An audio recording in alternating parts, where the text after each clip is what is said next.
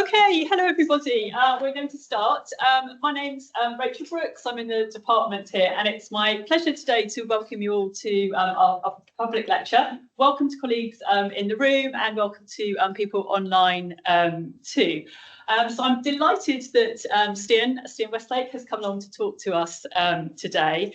Stian has a decade of experience leading research funding organisations. As I'm sure you all know, he's currently Executive Chair of the Economic and Social Research Council, the ESRC, which is part of UK Research and Innovation. And previously, Stian was Executive Director of Research and Policy at Nesta, the UK's National Foundation for Innovation, and he's also been advisor to 3 UK science and university ministers. He's also written academic books as well, co-author of Capitalism Without Capital and Restarting the Future, 2 books which are about the economics and politics of intangible investment. So really delighted that Stian's come to talk to us today. And the title of his talk is What do research funders actually do and how could they do it better, which I'm sure is a lot of interest to all of us. Stian's going to speak for about 40 to 45 minutes, then there'll be opportunity for us to ask questions, have discussion, and then you're all very welcome, those in the room, very welcome to join us for drinks in the cafe opposite. So yeah, hope you enjoyed, and thanks again, Stian. So over to you. Thank you so much, Rachel, and thank you all for having me here today. Thank you for those of you who are here in person and those online. It's a real pleasure to be here and to talk a bit about research funding. I find this particularly a pleasure because it gives me the chance to reflect on what we do on a day-to-day basis and get feedback. But I want to start with a bit of a thought experiment. Given we have a lot of social scientists in the room and online, I want to speculate about what happens if you ask different types of social scientists what is going on when an organisation like ESRC or UKRI funds research, because I think you would typically get a range of interesting different answers. I know we have some sociologists here. From a sociological point of view, we might look at the process of funding and see something that is less of a technocratic process than the interaction of power, of norms, of symbolic capital, of hierarchies being reproduced and challenged, and obviously some really interesting rituals to look at in the form of peer review, a nice ritual to sort of strengthen the legitimacy of a system that might otherwise be questioned. If we asked a political scientist, I don't know if we have any political scientists here, they might take a different perspective and say, well, what's really going on here is governance. This is a balancing act between central government, funders controlling things, delegating power, working out where legitimacy resides in the system with researchers, with government, with functionaries, and looking at funding calls as a kind of instrument of state power and state allocation of resources, and a question of how you manage the discrepancy between a lot of people who want funding awards and a limited pot of public resources to award them, and how do you manage that? If you asked an economist, and I suppose this is my kind of natural perspective on this, they would look at this and say, well, it's obvious what's going on here. Research and development generally is a public good. It's something that has spillovers. So this is the government investing in public goods and trying to find the best way of doing that. And they might be very interested in what the incentives are to maximize social returns and the difficulty of knowing what projects are good and what projects are not good. And then if you ask perhaps a psychologist, they would have a totally different perspective and might be very interested, less in the structures, but what actually happens in the peer review room or online when fallible individuals under time pressure try and think about how to decide what projects are good, what heuristics do they rely on, how fallible are these processes, how do panel discussions really work? What happens when someone's proposal comes first in the day versus in last? What does confidence happen? Really, what's going on in the room? And I bring up these proposals not merely to celebrate the richness and idiosyncrasy of the social sciences, although it's something I'm always keen to do as a funder of social science, but to sort of tee up my aim today, which is to try and do some sense making about what I and my colleagues do on a day-to-day basis, allocating funding to research proposals, and to use that to try and situate some of the different proposals for reform and improvement that certainly I hear regularly, and if you read the trade press or participate in discussions, you no doubt will hear as well. I guess where I come from on this is that when people come up with ideas for how we should do research better, they're often expressed with very high degrees of confidence that this is obviously the solution. but often a lot of assumptions, a lot of unspoken and perhaps unexamined assumptions about what is actually going on in the system to try and inform it. So I'm going to talk a bit about some frameworks and then how reform proposals tie into that. And then I'm going to finish by talking just about some of the things that we're doing at ESRC and some of the changes that we are proposing to make. And hopefully that'll take us through 45 minutes to Q&A. I know we have people from a range of different backgrounds, so I'm very keen to get feedback on different ways of how we might think about this. If we start, so I suppose the background I'm closest to is economics. So I'm going to start a little bit with a bit of an economic rationale of what's happening when we spend public money on research. I think it's an important frame to look through, not least because this is the frame that tends to predominate in government when government thinks about why they're doing this. So it's salient from a point of view of my day job as well as my background. From an economics point of view, I would describe research and research and development generally as an investment, obviously not an investment in the sense of a financial investment, but investment in the kind of economic sense of something that has an upfront cost and delivers benefits over time. Benefits which might not necessarily be financial, they might be benefits of societal usefulness and knowledge, but it's different from buying paper clips or office supplies where you use them very soon to when you buy them, but it's something where you incur a cost upfront and it delivers a benefit over time. A lot of investments that we think about when economists talk about these things are tangible investments like machines and buildings. Research is interesting because it's an intangible investment, which is something that is a question dear to my heart. And like many intangible investments, one of the characteristics of research is that the person, organization, or firm making that investment rarely gets all the benefits of that investment. If you're a company and you build a factory, you can pretty much guarantee that you will be able to have exclusive use of that factory. But if you fund research, ideas are free. It's very hard to restrain those ideas, even if you're in a world where you can protect them using intellectual property rights. And I guess from a sort of narrow economic point of view, and I'm sort of thinking of the tradition starting with Ken Arrow in the 1960s, but the classic rationale for why the taxpayer subsidizes research and development is because of those spillovers. If you depend on the market to deliver these, you'll get a socially less than optimal amount of R&D. And one might look at that as a very desiccated and economics-focused way of justifying the quest for truth and the quest for human knowledge, but that is very much the way the government justifies this. It's the reason why UKRI's budget is what it is, and it does drive a significant amount of what we do.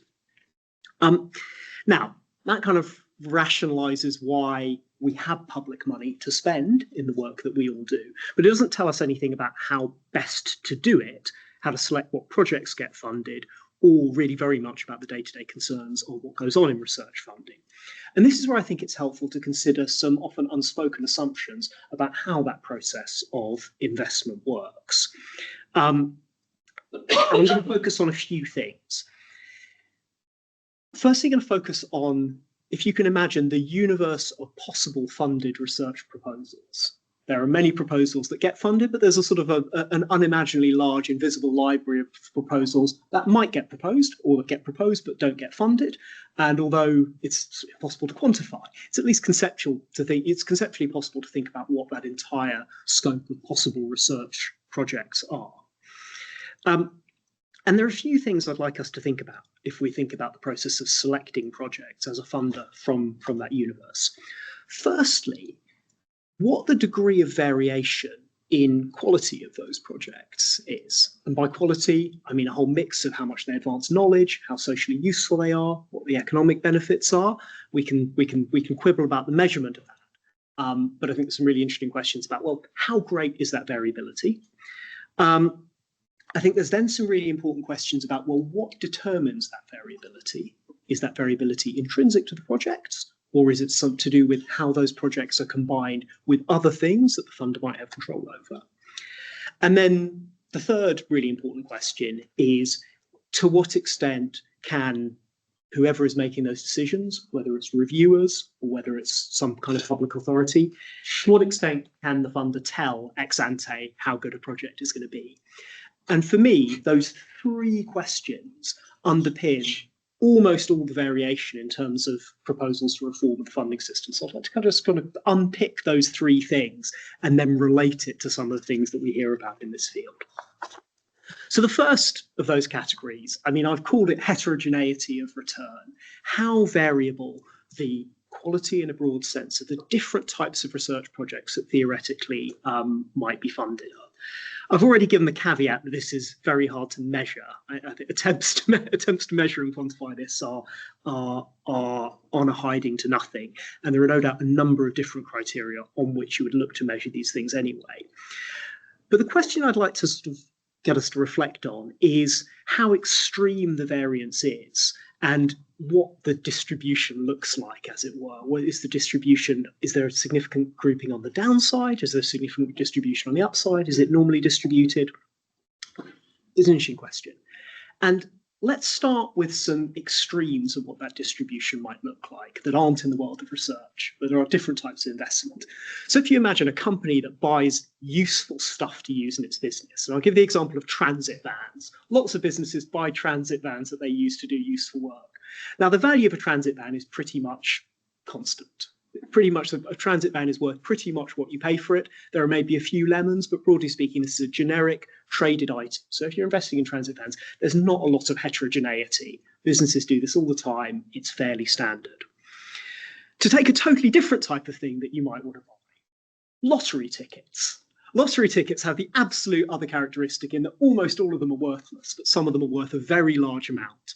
So if someone were to say to you, let's suppose we have a box, a very large box, and one of the boxes contains £1 million worth of transit vans, and the other contains £1 million worth of lottery tickets at purchase price. You would expect the £1 million of transit vans. That box is pretty reliably worth £1 million. The lottery tickets could be worth really anything from, I think this week's Euro Millions jackpot is £29 million. Could be worth £29 million, probably worth nothing, but a lot of distribution.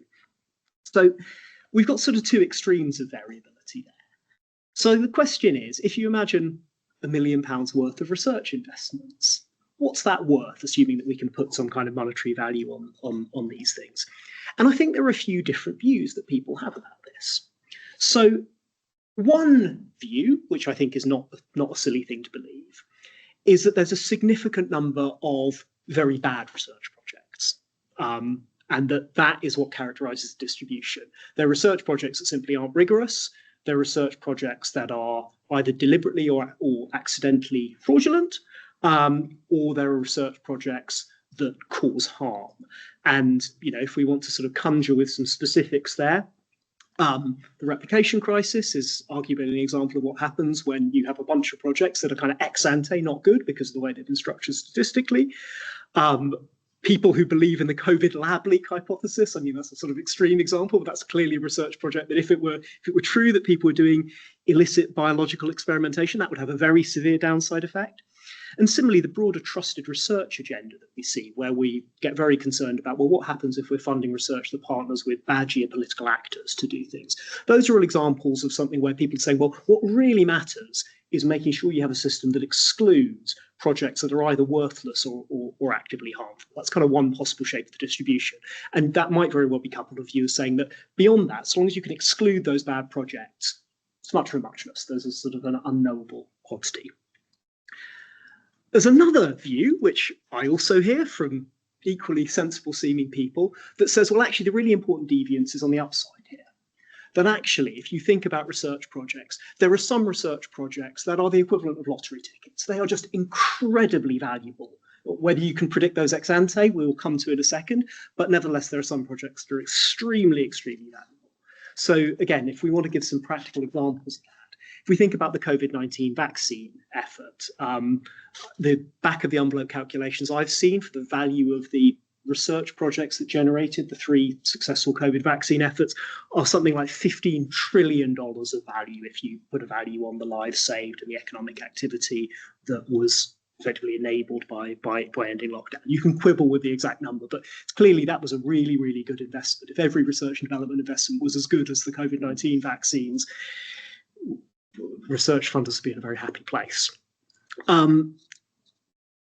So you could also see a world where people say, well, research funding, there are actually a bunch of these incredibly valuable investments. And what research funding is about is creating the conditions where those projects go ahead. So those are two possibilities. And of course, we've got things in the middle where actually the research projects are more or less normally distributed. Now, I guess the other question here is, how much does the quality of research project, how much is the quality of research project intrinsic to the project itself versus how much does it depend on other things? Anyone involved in research will know that every piece of research, in a sense, builds on a whole mass of existing research. We all stand on the shoulders of giants in what we do. And it's possible then that the synergies between research projects are very great. Brian Arthur, the great complexity economist of innovation, had this framework where he said innovations are all effectively combinatorial. So giving an example like the modern smartphone, which is effectively an incredibly valuable combination of a bunch of different innovations, all of which on their own are moderately valuable, but which together is kind of transformatively valuable. And again, you can see then a couple of different possible states of the world, as well as research projects having a different distribution of value. You can see one state of the world where actually the quality of a research project is largely intrinsic to the project itself. COVID-19 vaccine, possibly a good example of that, where very limited. And biomedical innovations probably might often have that characteristic. But equally, you could see innovations as being incredibly dependent on either their synergies with other investment projects or their intersections with other investments. And I'm going to argue that that also makes quite a significant difference to how one would fund things. And then the third thing that we don't know about, which different people have different assumptions, is what I call predictability. So far, everything I've said is kind of about the ex post value of a research project. But one thing that we should be really interested in if we're thinking about how to fund research is how knowable is any of this when what you're looking at is a proposal on a piece of paper rather than a completed research project. And again, there are a range of views that people might have on this. The way we currently run the system, the way we currently operate, is based on the idea that experts in a field do have some ability to determine projects. That's why we have peer review system. It's why we have the Haldane principle as expressed under its current expression in UK law, which effectively says that experts should form a view on which projects get funded. Implicit in that is the idea that experts have some value to add in terms of selecting projects. Now, that in some ways is quite a modest assumption of expertise, because peer review, we're not super exclusive in how peer review works. I mean, as no doubt everyone here knows who's involved in the process, peer review is a voluntary process. Lots of people are involved in it. It's not like we find one or two experts and ask them to do all the peer reviews. That would be a very different kind of system. And similarly, as you will also know, once we have peer review projects, our typical mode of funding is we then take all those peer reviews to a panel review, where you're often dealing with people who are even less specialist in the area. In our case, there'll be social scientists, but you may very well get political scientists looking at an economics proposal or whatever. So that feels like a sort of moderate but weak assumption about how much specialism matters in terms of being able to predict ex ante. But that's not the only possibility. And let me just sort of entertain a couple of other possibilities about how predictable this is. And again, I'm going to use a totally different analogy here. I'm going to think about capital markets and finance. It's another area where people try and pick investments where the performance is uncertain. But if you think about people who work in the City of London or Silicon Valley or wherever, trying to either identify and buy underpriced financial securities or investing in the Google of the future or the Nvidia of the future, we know that that works in a very different way. And there is a very strong presumption that most people, even most people who are very highly paid to do these jobs, are absolutely terrible at making good investments. Very few people can so-called beat the market. And the people who do are empirically in a very, very small percentage, even the people who are paid to do that as a job, they're extremely highly remunerated, and performance, certainly in some of these sectors, seems to persist over time. And you could imagine a world where picking very good research projects is extremely difficult, is extremely skilled, and requires that kind of the equivalent of people who can find alpha in financial markets. And again, I want to keep bringing this back to specific examples. There are certainly people in the history of research funding who are, at least the myth around them is that they were able to do this. So someone like George Harrer at the Rockefeller Foundation after the Second World War was thought to have had a very significant effect in funding Norman Borlaug and the other people who led the Green Revolution, and was seen to be visionary in the way that he led those funding efforts. There's an interesting stories about Donald Henderson in terms of the role of setting the World Health Organization's smallpox prevention program in the crucial period in the 60s and 70s, where they moved towards this idea that we could possibly eradicate a killer disease. It's very significant in terms of the investments he made. And someone who gets talked about a lot by people like Dominic Cummings is JCR Licklider, who was the ARPA program manager who led a lot of the investments in early computing technologies. And certainly if you talk to people who are advocates of these things, they'll say, well, actually, you can do this really, really well. And the ability to pick these investments is actually highly concentrated. And if you believe that, that would look very different from what we do at the moment. But then if you combine the idea that complementary investments really matter, this idea before that there's all the complementarity between these investments, and that you can to some extent pick, you probably get a very different picture, because there you're not saying we need these kind of supposedly brilliant portfolio managers to invest in things, but you might need people who can coordinate investments. And if we think about, say, the movement towards mission-oriented innovation, which was sort of widely promoted by Mariana Mazzucato at UCL. One way of seeing that is the idea that if you can coordinate a bunch of innovation and research investments towards, let's say, a government mission where you're investing in other things, then the return on that, not necessarily a financial return, but the social return, will be really, really high.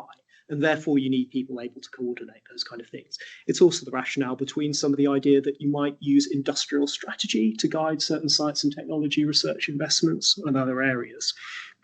And a really interesting edge case of that is if you believe that actually all this stuff needs to happen within businesses, and that really what matters is the ability to combine research with complementary investments made by individual firms, which are kind of highly proprietary, then you basically say, we want businesses to make these research funding decisions directly. And although when I say that, you might be thinking, this sounds like a crazy neoliberal fantasy. But of course, I'll draw your attention to the fact that that's basically what an R&D tax credit system is. An R&D tax credit system is basically saying, let's let every business make its own R&D investments, and we will effectively give them taxpayers' money to do that with. And I don't know how many public finance geeks there are in the room, but the R&D tax credit system, as of the last year for which we've got the figures, 23-24, was spent 7.4 billion of R&D funding, which is just only a little bit shy of the total money that was spent through research councils on R&D funding. So a lot of money is spent this way, and that's all on the assumption that businesses are making good decisions about how to do this. So again, there's a range of assumptions here. Now, what I promised I would do now is to say, well, look, if we think about these three different variables that people have different views on, what does this mean for the different proposals that are out there in the discourse, in some cases being implemented, about how we do funding reform? Now, I don't feel I can give a very strong view on which of those assumptions that I've just said are correct and which aren't. I mean, they all seem plausible to me. In some cases, they could form the basis for very interesting research programs to test them out. Some of them are quite analysis resistant, I would say. But I don't think any of those speculations are obviously wrong. They might all of them have a chance of being right. But I think it's interesting to think about how they tie in with funding reform proposals. And it feels like we're in quite a productive time for proposed innovations in how to reform funding. Examples include the establishment of ARIA, the Advanced Research and Invention Agency, which was one of Dominic Cummings' brainchildren, but is now sort of a really interesting and dynamic part of the science and technology funding system. I think they're also getting into social science, which is kind of interesting as well. Similarly, there's been a lot of very welcome efforts saying that we should reform funding by reducing funding bureaucracy and reducing the costs. So obviously, Adel Tekel's review of funding bureaucracy, which is still being worked through, is a classic example of that. But reducing costs, reducing bureaucracy, trying to make life easier for applicants is a major theme of those things.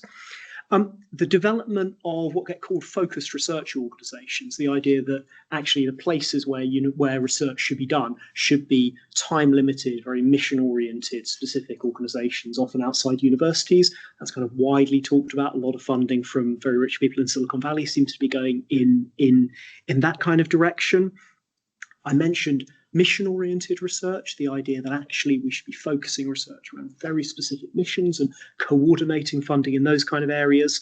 And similarly, the movements for replicability in research and better ability to retract unsound publications feels like it's also a theme there. So there are quite a lot of themes in different quite a lot of aspects of research reform that we hear. I would say that people who advocate any of those tend to be very confident about their proposals. And they're typically not shy, and they typically do think that their reforms will be transformative, which is why I think it's quite useful to play out what assumptions that they rest on. So let's start with that first point, the heterogeneity of the quality of research projects. So if we start from that kind of the almost the null hypothesis here, that the heterogeneity of returns is relatively low or totally unpredictable ex ante. But let's assume that those are the same from that point of view. In one sense, then, the actual review process is less important. It's important as a hygiene factor, but there's not a huge amount of value to be gained from doing that well. So then I think you would prioritize a few things. I think firstly, you would prioritize reducing bias, ensuring fairness in the system, which is obviously a really important part of legitimacy and something that most of us care about for justice reasons. But you'd also focus on making the process as parsimonious as possible. So you'd really lean into bureaucracy reduction. You'd really lean into making the process as cheap as possible. You'd lean into limiting the time burden placed on peer reviewers, on panel members. And you might even decide that, well, if judgment is not really making that much difference, you'd lean much more into things like partial randomization or even total randomization. So to me, when I hear sort of strong cases for randomization, effectively, it's either based on the idea that research projects are quite similar in their likely outputs, or they might not be similar, but really the process itself is close to random anyway in terms of the ability to select. So we lean into that. On the other hand, if we think that projects are actually very heterogeneous in their quality, and if we believe that the biggest problem is on the downside, really bad projects getting funded, then that would lead us towards some of the things about the movement towards more replication. We potentially see more of the budget of an organisation like ESRC funding specifically replication studies and replication centres, because our view was there's a lot of bad research out there that we need to discourage or get rid of. You'd focus a lot more on good processes for retraction and making sure that the scholarly record was accurate. And again, if you're actually thinking of active harm, we would also be thinking a lot about the responsible innovation movement, the kind of thing that people like Jack Stilgo have written eloquently about, around saying, well, how can we make sure that we're not actively causing harm with projects? Then, if we move on to the alternative situation for heterogeneity, the idea that, well, what if what's really going on here is that there are some incredibly valuable proposals? There's massive upside if we can only pick the right projects. And that feels like something which is certainly quite a popular unspoken assumption out there. And I think that does lead us to quite a few of the proposals that that we've seen in the world. The example I'd start with is what to me is the most politically significant research funding story of the last few decades, which is the foundation of ARIA, the Advanced Research and Intervention Agency. And I say that I call that politically significant, not for ARIA itself, which is, I think a very interesting organisation. I like the work that they're doing. I think it's a very interesting model and experiment, but because of the kind of origin story of ARIA, which was very much a kind of personal brainchild of Dominic Cummings, to the extent where, certainly in his own telling, it was a significant part of his rationale for Brexit itself and for the 2019 election victories. So his WhatsApp status at the time around the time of the 2019 election victory was "Get Brexit done, then ARIA," with this idea that basically the political capital of of the Brexit victory and the 2019 election victory was to be spent on what he saw as valuable political projects. And he generally thought that ARIA was so transformative that this was the number one thing that he wanted to spend that political capital on. And he's written about this quite a lot himself. And that is predicated on the idea, and again, this is sort of something that he's quite clear about in his writings, that if you can create the right selection mechanism, and ARIA is in a sense a selection mechanism for R&D projects, that you would have such a dramatic effect on human welfare and on the UK economy that it would justify the consumption of a lot of political capital. I mean, I think the jury is still out on whether ARIA will live up to it. I very much hope it does, because that would be great for all of us, but we will see. It's very similar to, I think we see some other proposals. Tony Blair Institute recently put out a paper on what they call Lovelace Disruptive Invention Labs. It's very similar to the idea that if you have the right selection process, you can generate these outsized research returns. But actually, I think you can also see the role of this idea that you can pick unusually impactful research innovation projects in, as I mentioned before, the movement for mission-oriented innovation and for industrial strategy. Because in both of these areas, there is an assumption that if you can combine research projects in the right way, then the return, the financial return, the social return of these projects will be unusually high. Something I'm responsible for, which has some read across to people's research interests here, is the R&D Missions Accelerator Programme, a new R&D programme focused on trying to align publicly funded R&D with the 5 missions in the government's plan for change, one of which is basically about early years life chances, increasing quality of opportunity. And the theory of change behind that programme, this is very much kind of Patrick Valence's kind of one of the things he was very passionate about making investments in this current spending review period. One of the views is that the combination of R&D targeted towards a particular goal, other action by the public sector, the things that they're investing in that don't relate to R&D, and the use of government procurement as a way of potentially purchasing and providing demand for some of the things that come up with, would lead to unusually productive R&D. So again, that's a story about the synergies between these different things, creating a greater reason to do these kind of things. So I suppose what I'm getting at here is that the assumptions that you have about what different R&D projects look like and how easy it is to pick them really underlie a lot of these kind of different, strongly held views about what programs work well. Again, as I said, if you believe that that projects are very different, but you can't pick, you're in a very similar position to people who think, well, the projects are all quite similar, so you do end up in a sort of similar situation to the assumption.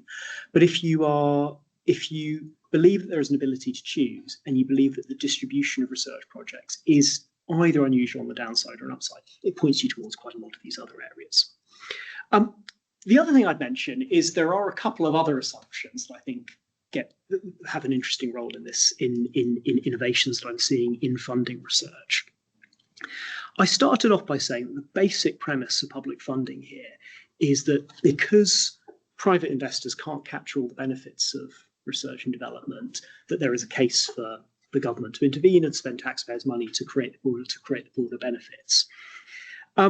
Now, that's a pretty widely shared assumption. I think 99% of economists would argue that. But there is a possible alternative to that. And I think if we look back to the golden age of the corporate R&D lab in the 20th century, you did see a lot of very large firms, very significant amounts of R&D, including a lot of basic and fundamental R&D on their own account. The classic example of it is Bell Labs, but Bell Labs certainly isn't the only example. EMI in the UK did the basic research that led to the CT scanner's invention, and there are plenty of other examples of this stuff being done on their own account by private sector businesses that basically expected to internalize a lot of the return. We more or less assume that doesn't happen nowadays, hence why all rich countries do fund R&D with taxpayers' money. But I think it's an interesting question, particularly in an age where we're seeing the emergence of very large technologically driven firms that enjoy at least temporary monopolies in a lot of areas and have very large R&D budgets, often doing quite fundamental work, that maybe some of those conditions that created the Bell Labs in the past might be re-emerging. And I guess one particularly salient example of that, happening not too far from where we're talking now, is, as I understand it, the model for the Ellison Institute of Technology, which, as far as I can see, and this is my understanding of their business plan, others may be closer to it than I am, is effectively saying they will invest in both basic and applied research in a number of areas. They'll seek to internalize those benefits, i.e. to provide the growth funding to turn these things into businesses, and that they will make lots and lots of money out of it. Again, similar to ARIA, I don't know whether it will work. It will be a fascinating innovation studies development if it does work. And I'm very glad that someone is using their own money to do this experiment. So I wish Larry Ellison well in that very interesting experiment. But it would obviously change a lot if it turned out that it was possible to internalize those kind of benefits at scale. And then, of course, the other thing that underpins all of this, and to sort of move slightly away from the narrow economics focus that I've indulged myself in for a while, is research culture. So I've talked a little bit already about the importance of fairness and avoiding systematic bias and discrimination in funding processes. But there are some interesting questions about whether there are underlying issues of research culture in the structure of disciplines or the incentives to which research is a subject that the funding system ought to be addressed. So something that is, as you know, often talked about, if there are incentives on researchers to incentivize volume of publications over quality of publications, to incentivize producing journal outputs over other useful outputs, or to incentivize incrementalism over radicalism, then even the best funding process is effectively swinging against a current that is almost to some extent endogenous in research culture. Similarly, if you have a situation where disciplines fall into bubbles, something economists are often accused of, but not just economists, then you can imagine a situation where the overall quality of proposals from which you're selecting is worsened. And that feels like if either of those things are significant problems, that then leads you to a different set of reform proposals, to things like the movement for responsible research metrics, which I know has played a big role in the development of the REF, potentially longer term funding models that incentivize diverse research outputs. One thing I've found very interesting there is some of the funding work that Peter Bennett has been doing. Obviously, there's a Bennett Institute at Oxford where Ben Goldacre does applied data science. He's also funded the Rob Miller's lab at Cambridge and the Whittle lab. And again, there's an attempt there to say how can funding processes transform some of those research incentives. And similarly, some of the things that I see coming from, say, the Templeton Foundation on adversarial collaboration to try and build bridges between disciplines. So I've talked a lot about a few different assumptions about how funding works and tried to connect them to different reform proposals. For me, I find that helpful because it helps me a little bit understand what would you need to believe for some of these things to be correct. And I think I would love to see a world where proposals for changing the research system were better informed by people at least being honest about what their assumptions about how the system work are, and then teasing out those assumptions in comparison to other areas. With that in mind, I wanted to use the last 8 or so minutes to talk about some of the changes that we're making at ESRC at the moment and what the rationale for them is. And I'll try and be as honest as possible about what our motivations and our underpinning models are. And I should begin this by acknowledging that we're at a time when some people in the research funding system are nervous. This is a time of change in the UK, a time of change in how the UK funding system operates, driven by the fact that UKRI and other parts of government that fund R&D are putting in practice basically the results of the spending review that happened last summer. This is effectively what happens in the government process. The spending review determines spending from effectively the 1st of April this year to the 1st of April 2030.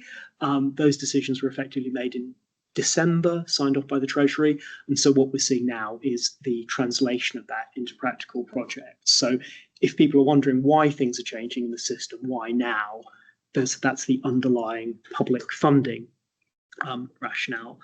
But the first thing I want to be clear about is that because this is a time when people are understandably sensitive about particularly applicant-led modes that research councils give, that ESRC, we have no plan to pause our applicant-led mode. I've been trying to be as clear about that as we can, and we are maintaining our investment in this area, in fact, slightly increasing it, because we realise that having a strong applicant-led mode is something that social scientists really value and is important for backing curiosity-driven research in the future.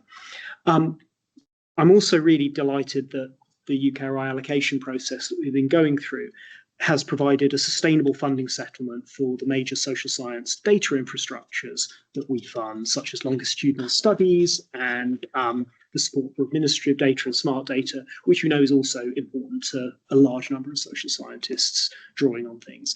So I'm going to start talking about change by talking by that, which is effectively saying what hasn't changed, because I know that's important to provide some clarity on. But having said that, there are a number of our areas of funding where we're looking to make incremental changes that I hope will be valuable and useful for researchers in the field. And I'm going to talk about two today.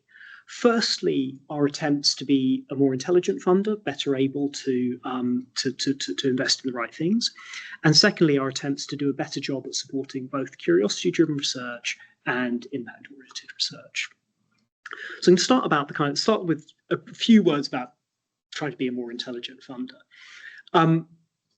One of the big questions to me, if we do see what we're doing as a type of investment process, how can ESRC and UKRI as a whole make better investment decisions? And one of the things that I'm keen to do is to make sure that we as an organisation are more able to think about what works when it comes to funding projects well. Shortly after I started in the role a couple of years ago, we established the UK Metascience Unit in partnership with the Department of Science, Innovation and Technology, the aim of which was to rigorously look at how our funding processes works, to run experiments, to gather data, and to fund people doing interesting research in those areas. The Metascience Unit has funded a range of studies, mostly by social scientists, which is I'm very glad about, really funding interesting cutting-edge social science in disciplines like innovation studies and adjacent, and it's enabled experiments with UKRI's own data and processes to really help us improve things. It's really helped us think about some new methodologies we're increasingly using, like distributed peer review to reduce the burden on peer reviewers, and desk rejection to minimise the time that reviewers spend looking at projects that actually shouldn't really go anywhere near volunteer reviewers in the first place. We're continuing to do that unit is continuing to fund really interesting work on things like novelty indicators, so we can form more of a view on what counts as novel projects, and we're tentatively thinking about what this means for the really important subject of research assessment as well. For me, this is a great example of how social science can help us be better as research funders, so it's useful for UKRI, but it also advances knowledge. Alongside this, we're also investing in UKRI's own analytic capability to understand the research and innovation system, which also raises lots of interesting social science and science metric questions. When I arrived at ESRC, I was quite surprised that we didn't have a better ability both to use our own data, including all the data that we receive from various research applications, but also scientometric data, data on intellectual property, firm-level data, to try and understand what's going on in the research system, which basically meant that when we would have conversations about disciplines, they would often be quite fact-free and quite small p political. And so the ability to try and have those conversations that are more informed by data is something that, well, I think will be helpful. I think will make us a more responsible and helpful funder. I think the combination of those things will help us do a better job at structuring calls, do a better job at helping us understand our impact and demonstrate it to government, which is helpful in terms of making sure that we continue to receive funding, to provide funding to researchers, and provide helpful guidance on things like the strength of disciplines and the health of what we're looking at. I now want to just talk about how we're looking to strengthen our applicant-led modes. As I said, we are adamant that we want to make sure we're protecting applicant-led modes, not reducing, not pausing what we do, because we know it's extremely important to have that outlet for the community. But I think there is scope that we are now working on to improve these modes with some modest changes. As I said, I think it is very important from a UKRI point of view that we're providing funding to people who are pushing the knowledge frontier in social science and doing breakthrough, curiosity-driven research. We also think it's important, and this is sort of core to the tradition of social scientists, that we're able to support impactful work that delivers change in the real world, whether that's to policy or to practice or to public debate. And one thing I've frequently heard from ESRC project leads or applicants is that historically people have not really have generally not applied to ESRC unless a project has a very strong impact orientation. And from my view, and particularly in the context of the new UKRI strategy, where we are committed to making sure we are supporting curiosity-driven research, I want to make sure that our applicant-led mode not only supports really good, impactful projects, but also projects where the impact may be much harder to predict, much further down the line, but where researchers are making a genuine contribution to pushing the knowledge frontier in this area. So with that in mind, we're planning to experiment with a few changes. The first of which we're looking to put in place in spring, which is to pilot 2 new small grant programs. And these small grants, when I say small grants, probably in the region of about £50,000 to £100,000 per grant. One of which is kind of impact focused and the other is curiosity focused. So the impact focused one, which we're calling React, will be aimed at funding rapid projects where there's a very clear need to deliver some kind of policy or practice change in short order. We're going to review those very quickly. We're aiming to have a few weeks turnaround, which we know is much quicker than our normal turnaround. We've been inspired by the Natural Environment Research Council, who will very often need to go and investigate some glacier very quickly. And actually, we feel that urgency is valuable if we really want to back people doing quick-fire impact-oriented research.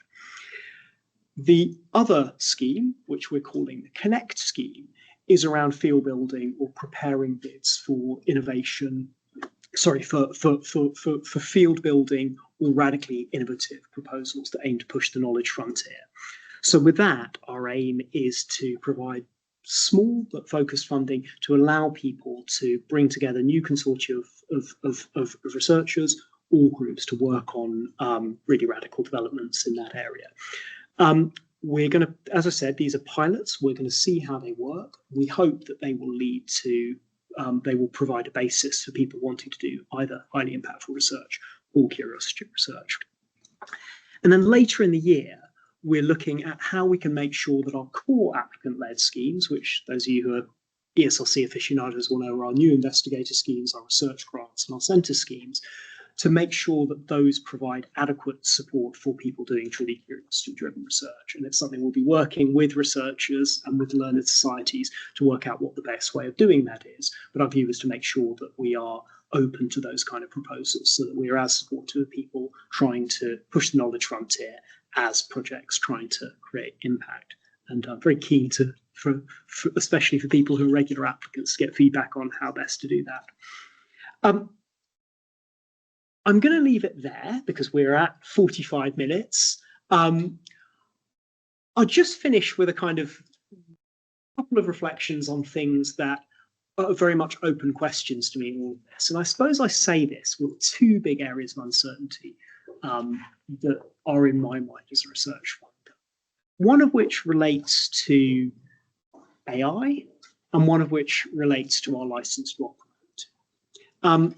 AI I mention because there are a number of different ways that AI could evolve, ranging from ones where it turns out to be a flash in the pan to things where it changes everything and we all get turned into paperclips by killer robots. But it seems to me that there are likely to be fairly significant consequences for how we produce knowledge and how we do particularly quantitative research, not just in research in general, but in the social sciences in particular. And I do find myself in a strange position as a research funder who is in the process of awarding 5-year grants, which often take 18 months to go from designing the grant to sending a check to a researcher to actually do some work. So think about a 6.5-year time frame. And then when I think, well, there are various potential outcomes for AI, but I think if you go onto Polymarket at the moment, people will offer you 47% chance that there'll be artificial general intelligence by 2030. So it feels very strange to be predicting what it means to fund research effectively out beyond that time frame. I think there are a lot of real uncertainties about this at the moment. We invest about 25% of the money that ESRC spends on data infrastructures. I could see a world where actually AI means you want to be spending more money on primary data gathering. I could equally see a world where it suddenly makes that much, much more efficient, so you spend less. But it feels like there's radical uncertainty on those areas. And equally, we might be in a world where actually researchers just do a great job of using this new tool in the way that they have done a very good job of using all other types of methodological innovation. So nothing changes at all. But it feels like there's a lot of uncertainty in that area. The other area of uncertainty for me on a similar time frame is what I'd call licensed development. Who knows what's going to happen in politics? Who even knows what's going to happen in politics literally today? But who knows what's going to happen in politics between now and the next general election? But I think one thing that is a sort of always a lurking concern in the back of my mind is the question of the legitimacy of publicly funded social science in a context where we're seeing political polarization and potentially a polarization in terms of the marginal voter and the general population of people doing social science research. I think that is partly a challenge from the point of view of, hypothetically, if you had a reform government in 2029, what are they going to think of the rationale of funding social scientists? That's kind of pragmatic reason. I think there's also a question, if we're thinking about this purely from a point of view of truth seeking, around whether there are any parts of the social sciences where the ideological distribution of people doing the research is hampering our ability to adequately understand what the situations are. So there's a pragmatic reason and a truth-seeking reason for wondering that.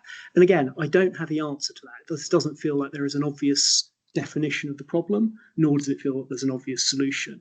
But when I think about two things that in all this stuff I really don't know the answers to, it's those two questions. Hopefully this has been somewhat helpful. It's been helpful to me, so maybe this is purely just self-indulgence of me sense making. But I'd really value views from the kind of the richness of the audience that we have here and online about how we should be thinking about research funding, how we can situate that in terms of models of what we're actually doing when we fund research, and what your perspectives on this are as people who are doing research and perhaps in receipt of our funding. But thank you very much for listening. I'm really looking forward to the discussion, and thank you for having me.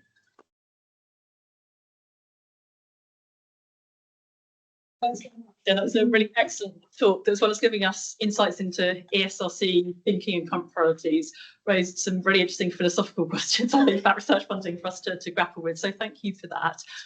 Colleagues online, if you could put your, if you'd like to ask a question, if you put your little hand up, we can get you to ask your question yourself if you'd like to, but I'll start with colleagues in the room. Any questions for Stian to kick us off? Yes, Nick. Thanks. Yeah. Hi, I'm Nick Holman. I run HEPI, the Higher Education Policy Institute. Stian, I've got a question. Having worked in government as you do you think the research community are good lobbyists? I think partly because there used to be a very big campaign to get to 2.4% of GDP spent on R&D. We used to think we spent 1.6%, and then the ONS recalculated it and decided we were already at 2.5%. And it felt like at that point the rug was pulled from beneath the research lobbying community, and they've never quite got it back. And then we're now in a world which is even worse than in the austerity world from 2010, where we have flat cash, which is even worse than flat real research budgets, which means we have lots of nice warm rhetoric about research, but actually, as a proportion of GDP, we're possibly going backwards. It's a really interesting question, because certainly my take on, let's set aside the question of how good researchers are at lobbying. Think first of all about the results of what researchers might be lobbying for. I mean, my take is that the public funding for research is pretty good, and probably as good as can be expected. And you may say, well, of course he'd say that, he's from the government, so he has to say that. But I genuinely think that given how challenging the last spending review was, and the level of cuts that were applied in other areas, I think where we've got to is pretty good. And to the extent that things are worse than they used to be, that's kind of a function of the deterioration of public finances more generally. You know, it's worse relative to how we are, but we're in a much better position relative to other people. And certainly, I don't think I'm being too indiscreet when I say some of the situations that we were considering in the run-up to the spending review, when we were in the discussions and were being seriously considered, would have been very scary. And I think the combination of, I think it was very helpful to have Patrick Vallance as a science minister, who was someone who was very credible and well positioned within the government. And it was something that I think, you know, the Starmer government, I feel like sort of saying that with a sense of trepidation, was actually genuinely pretty supportive of. So I would certainly start by saying I don't think the outcome has been bad relative to how other bits of public spending have done, or how we've done. And I will put in a word for saying I think social science settlement has been pretty good in the context of the wider research settlement more generally. As to lobbying, I mean, I think it feels like I think researchers probably could do a better job of lobbying. And I think there is a bit of a theory of mind thing going on here, which is that we know from all the surveys on public attitudes to science, public attitudes to innovation, that most people only really care about research and development investment if you can very strongly sell them the benefits. And, you know, for all of us, we care about research and development for intrinsic reasons. It's something that deeply matters to us. It's a kind of very important part of what it is to be human, of the human endeavour. And for better or for worse, that's about 12% of the population actually agree with us on that. And most of those people are pretty taken for granted from a political point of view anyway. So I think there is a real question about what's the best way of selling what we do to the public more broadly, or telling into messages that people who are actually policy entrepreneurs like politicians can do. Just one further reflection on that, which I, you know, self-reproach or reproach on us as funders, which is that when we think about impact, and, you know, you all participated in parts of the REF looking to measure impact, I think we do very much focus on project level impact for kind of obvious reasons. That's the behaviour we're trying to encourage. But to come back to one of the things we were talking about earlier, most individual research projects, even if very brilliant, don't have much impact on their own. What has impact is the accumulation of knowledge in a particular area over a long period of time. And we're actually less good at telling those kind of stories. We're less good at telling stories about how education research has really kind of improved people's lives over time relative to our ability to tell the story about, say, an individual research project. So there's maybe a question there about saying, how can we get better at taking a step back and looking at the accumulated benefits of major long-term programs, because that will probably generate those benefits that resonate with people. Sorry, it's a long answer. Did you have a question?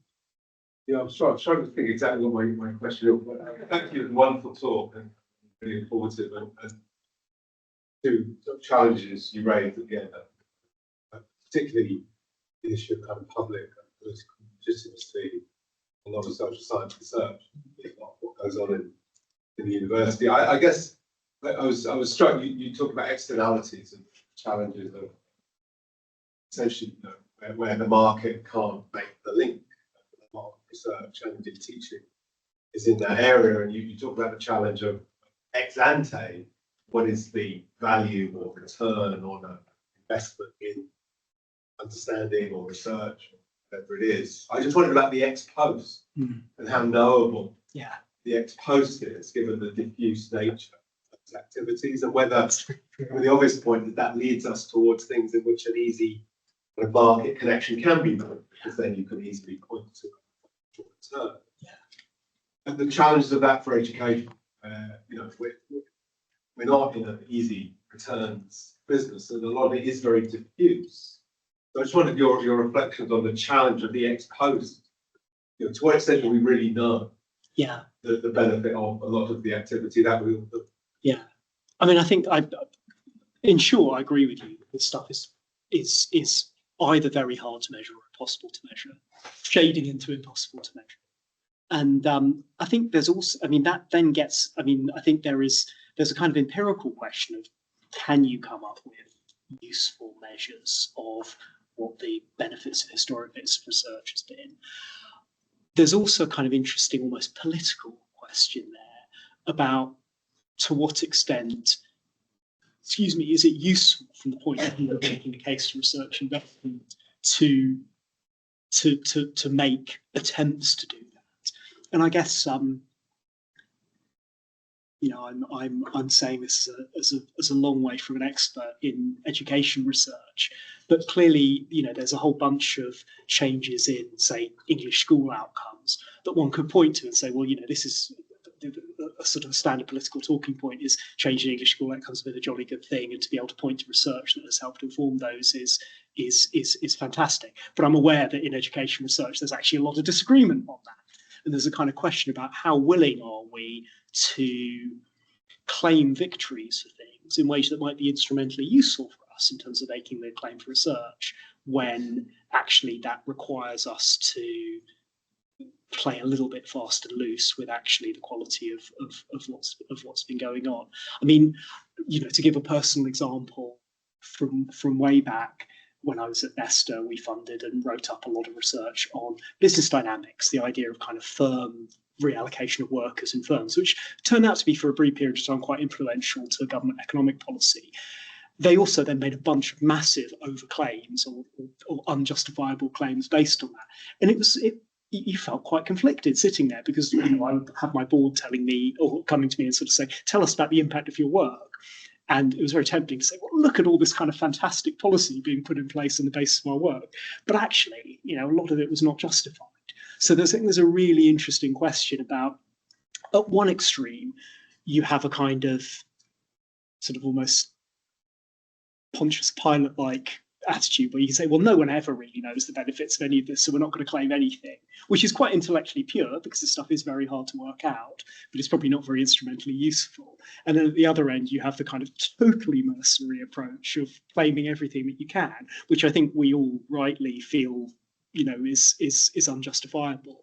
And the question is, how do we find the right position in between those two extremes?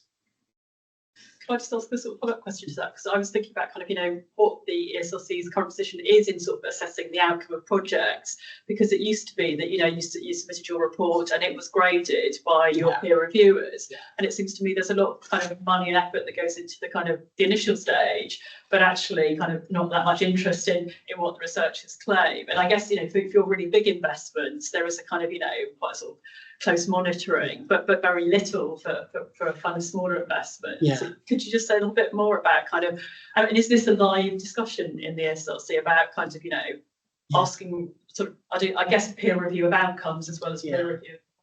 So it's a really good question. It is and it isn't. And it isn't to the extent that there isn't a live discussion about bringing back peer review of outcomes, but it is to the extent that this question of how do we think of ourselves as an organisation whose goal is to deliver really good research outcomes. I mean, that's something that's very live. And I mean, if maybe that sounds really obvious, obviously we should care about that. I don't think it's obvious at all, because actually, you know, like any large public sector bureaucracy, the other way of seeing us is we're an organisation that runs processes. And so long as you run the process in a legitimate and fair way, you've done your, I guess this is the classic Weberian dichotomy of organisations. But, you know, we are like, if you went to UKRI now and you ask people what they're doing, I think depending on who you asked or the mood they were in, you might get either of those two answers about what people see themselves as doing. I think the other challenge about that particular question is that certainly if we're talking about really large investments, we will, as people here will no doubt know, will often evaluate those in quite a formal way. So, you know, we will pay RAND or Technopolis or one of these other consultancies to come in and do a quite structured third-party evaluation. Now, on one hand, that's a very responsible thing to do. It's a way of making sure that we're stewarding public money in a good way. We learn lessons from that. On the other hand, there is something about when you've made a very big investment, doing a very formal process like that, that slightly, I don't want to say biases the outcome, but it's quite hard to really to draw really negative conclusions from a project like that. It becomes small p political in some ways if you are evaluating a very big investment. And I think one of the things I'm thinking about, one of the reasons why I'm interested in developing more research and innovation analytics, is it allows us to have a kind of more what you might call passive indicators about how investment are working. If you see evaluation as an active indicator, you go in, you ask questions, you write a report. If, for example, if we're better at developing passive indicators, so let's suppose we're trying to influence, let's say, quantum research. We're trying to develop, or we're trying to fund effective quantum research, but also kind of thriving quantum ecosystem, quantum-related businesses and intellectual property. One thing that we can do is we can pay Technopolis to do a review of our quantum research centres, which is useful. But another thing, if we're gathering information on what's going on in that sector, then that might be a useful complement, and it might find things out that we don't find out when you have the kind of high stakes evaluation. So it's something we're thinking about. I think we're still working out what the best way of doing that is, but the idea of focusing more on outcomes is very much what we're trying to do. So I'm Jim Morris, I'm from UCL, and I just wanted to respond to your two challenges about the radical uncertainty of AI and of politics. And I wondered whether part of the approach could be to have a portfolio approach in each area. I mean, what happened when COVID was Kate Bingham came up with a portfolio of investments in potential vaccines and spread the risk. And I wondered whether there isn't scope to do some of that in a prospective mode rather than a responsive mode. The worst kind of evidence, my son works for an AI firm in the States. What I know from the conversations I have is it works completely differently the way we do university research. But I don't meet people in the university world who are on the inside heart and deep mind of a lot of these firms. So I wonder what research councils might want to place people into those organisations or into those settings to help monitor what's happening. And similarly in the political arena, because it's not just the far right there where that divergence of politics is happening, there's a range of other places.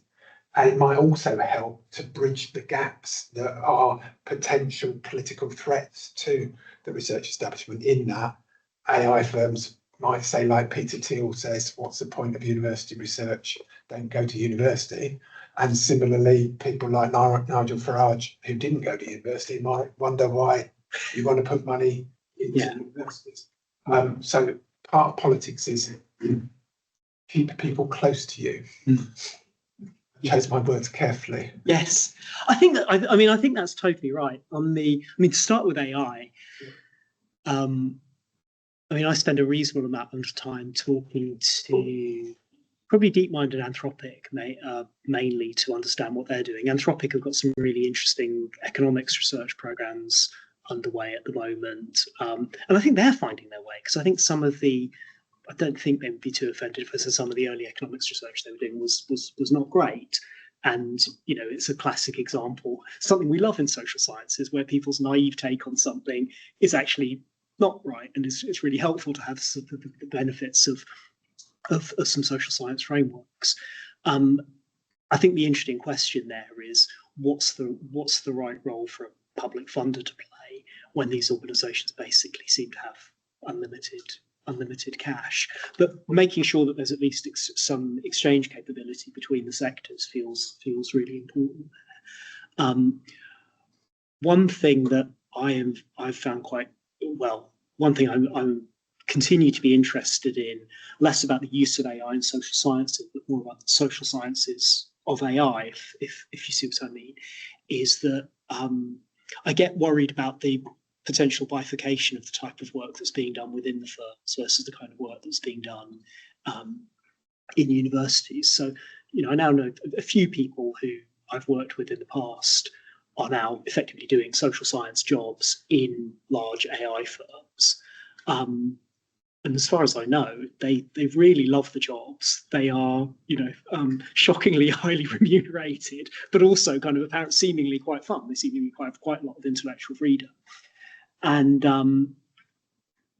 I guess one of the things I worry about is a world in which you have more and more social scientists interested in studying AI who go and do those jobs, and effectively get an almost artificial selection bias, where the only people who don't go and take those jobs are people who have very strong ideological objections to doing it, and therefore you get a bit of a world where you artificially select. And maybe that's fine. Maybe we can effectively just work across the boundaries as you suggest. But I do wonder what's happening there. On the political side and the ideological side, I mean, I suppose the most challenging thing here is, in a world where different ideological backgrounds all basically respect and are interested in social sciences, then a lot of these problems wouldn't exist, because one can, as you say, spread your bets, one can investigate different areas. I think the challenge comes when you have some areas where there's not really any respect for social science methodology or interest in that, because ultimately, while I want to make sure that we are being diverse enough in what we do to seek the truth and to investigate areas, we don't want to be in a world where we're funding research that is low quality in order to spread our bets. That's also where we really don't want to be in that space. And I guess then you think, well, are there areas where there is relevant work to be done, but no one who wants to do it? Maybe there are no such areas, in which case the problem is less significant. But that's one of the questions that troubles me. Hi, Charlotte Foster, Higher Education Policy Institute. I just wonder what you sort of pick up again on the AI thing. I'm quite curious, in line with what you were saying about the harm reduction and where the concept of AI, particularly when it introduces certain biases, how that might fit in with your kind of harm reduction thoughts, if you have any thoughts around that. Yeah, I mean, I think this is obviously, there's a whole range of AI risks in this area. Bias is one.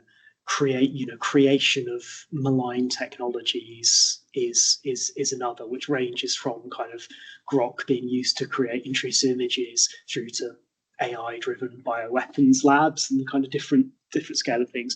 And then obviously there's this question that the AI firms themselves are all slightly obsessed around AI alignment, and what happens if you generate very, very powerful AI that does things that are inimical to human interests. I think all of those feel like examples where the questions that responsible innovation scholars raise become relevant. It does feel like an area where there is a bit of a divide in terms of who's interested in what. There seems to be a community that's very worried about bias and the commercial interests of the AI firms, and there's a community that's very worried about alignment and technological risk. And both of those positions have a lot of ideological baggage that goes with them. And I certainly think it's an interesting question if you're thinking about how do you fund responsibly in those areas and avoid those downside risks. How do you think about those different the merits of those different risks? And obviously, UKRI has a number of investments in this area, including RAI, Responsible AI, and BRAID, which is Bridging Responsible AI Divides, an AHRC project. I think it's kind of even that's interesting in terms of those tend to focus on the kind of bias-inflected risks rather than the AI safety risks, which tend to get done through the AI Safety Institute in an entirely different part of government. And I'm very curious how that structure has arisen and whether there's anything we want to do about it. But I mean, clearly they're all important. Yes. Thank you so much. It's been really illuminating. So I'm just musing with myself here around this idea of the two strands that you're thinking about, right, with impact and curiosity driven. So for impact, I think we know from research that the area in which we can estimate it is short and medium term if we're lucky. For curiosity driven, it becomes quite complicated when you start to think about what actually counts as advancing the boundaries of knowledge in the social sciences. And again, we might end up with quite a narrow horizon when we try to actually capture that. Yeah. So if we combine the two, and then we think about, license to operate and kind of the legitimacy of funding the social sciences, where does that leave things like research that looks at experience, interactions, relationships, norms, values, spirituality, and so on, which must be in the trademarks? Yes. I mean, I think it feels like if we're trying to if we're trying to come up with some kind of definition of what good quality curiosity-driven research looks like in social sciences, we have to come up with something that includes those characteristics. And that clearly is a huge challenge. There is, as you know really well, there's a real danger of over quantifying these things and ending up over indexing a metric that actually doesn't tell us what high quality is. And my aspiration for us as a funder is that we can use data, particularly quantitative data, enough, but not too much, and not to drive out the role of judgment. I mean, to come back to Rachel's point, I think at the moment our failure mode is we almost aren't willing to form any view on the outcomes of research. We're too procedural in terms of what we think about. So partly we have to think about, well, how do we see our role?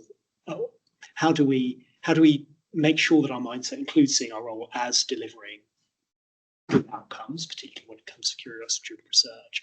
And then there's a question of how do we adequately measure good judgment, expert judgment, with some kind of underpinning fact-based. And that's really hard. This is a difficult challenge in so many fields of endeavour.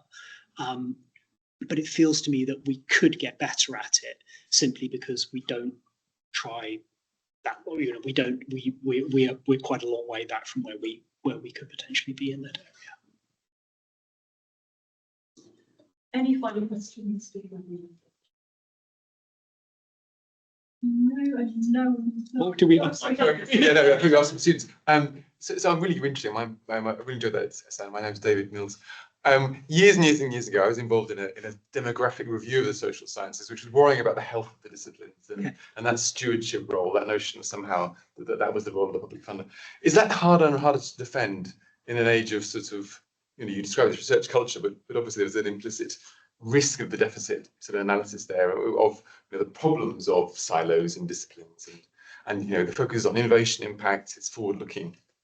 Yeah, so it's something we wrestle with a lot, and I mean, Rachel will know from her time on council that I think if one talks about health of disciplines and the idea of ESRC having a remit to look after the health of disciplines, it can mean two things, or to me maybe more than two things, but certainly it can mean two things in my mind.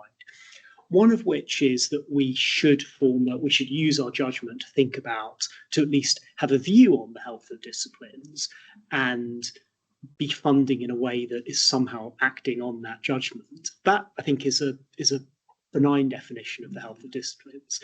There is also, though, a version of the health of disciplines which basically says this is about making sure that everyone gets their share. And while on the one hand, there's a version of that is fair, and you obviously don't want to massively underinvest in one area. But as soon as you say every discipline must have your share, then the question is, well, what's a discipline? Why is this a discipline, and why is this new thing not a discipline? Do some disciplines actually need to wind down, or are they far from the technological frontier? I mean, one set of conversations that we often have is around macroeconomics, and macroeconomists. I talk a lot to macroeconomists about what the right amount of investment that there should be in macroeconomics and where the frontier, both in terms of knowledge generation and impact, is. That's a really valuable conversation to have, for example, and to keep on top of it. A less valuable conversation would be a conversation where we're sort of saying, well, let's take the total budget and divide it by a certain number of things, and then this is the number that must go to macroeconomics, and if it's less than that, it's unhelpful. So I think health of disciplines is a really important concept, so long as we interpret it in a capacious way rather than sort of an arithmetic way. Okay, on that note, I'd like to say a big thank you for a really stimulating talk. It was really thought-provoking, and I'm sure we'll come back to many of those questions in future conversations. But there's one question. Sorry. Aha, shall I quickly answer that? Yes, please. Yes. Sorry, online. I didn't see that there. So sorry. In terms of regions. We don't have a geographical diversity angle. There is a number of aspects of kind of global geography that we do think about, and obviously questions of area studies and how that ties in with some of the broader government and policy concerns matter to us. We are obviously a UK funder, so we are primarily funding in the UK, but at the same time, we do a lot of work on international partnerships, whether it's bilateral or multilateral, which is important to us. We don't have a sort of specifically a division in that area. It's also true, I know that's not the question, but it's also true when it comes to regions in the UK, where there's obviously a lot of live questions about what the right place to be investing is, and that's probably one to discuss over drinks. And on that note, I'll thank you again very much for a great talk.